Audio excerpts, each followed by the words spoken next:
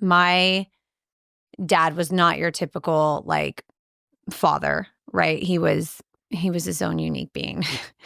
Left my mom and I. So to clear this up, my father was like a hitman, drug dealer, boxer, right? My mom was Jack of all trades. Jack of all trades, right? Super like machismo, like Mexican man. My mother, white, cop's daughter, Orange County. Okay, they came together. There was no generational No, rebellion. not at all. They had me. My father was in Vietnam and he was sprayed with Agent Orange, and both of my brothers ended up with disorders. So my mom was left with me, 2 babies that were just a lot going on. My dad just didn't know how to show up. It was like too much for him.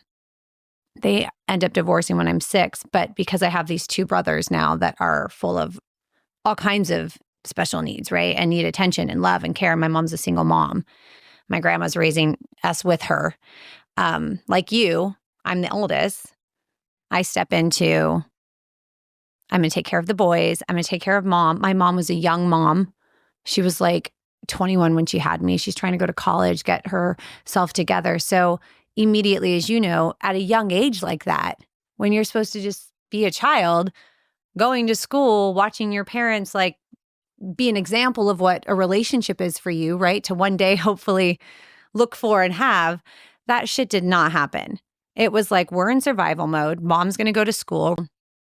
Grandma's here. You're in charge. You know? And so, yeah, that identity shift happens, but it's like fight or flight, right? It's survival. Yeah. Dad's gone now. I think that was the beginning of me taking on new roles, new identities, I'm sure for you as well, without even being aware of it or being able to process what's happening. Right. Yeah. You're too young. Well, as children, you're so resilient. So resilient. Yes. Because yes. even in my own childhood, like we had moved a couple of times. Yeah. And so it wasn't uncommon for there just to be we're just doing this now. Yeah. And then that was just the way it was. And in some ways, that day was like the end of my childhood. Thank you for saying that. That's what it feels like. That is what it feels like. Right? You just don't realize until much later that you were robbed of it. Yes.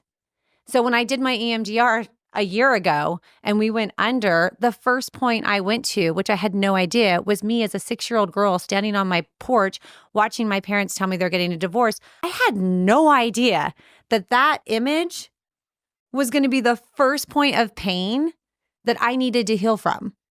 How many years later, and I'm bawling in a session over that moment. Mine was exactly the same. Are you serious? Yeah.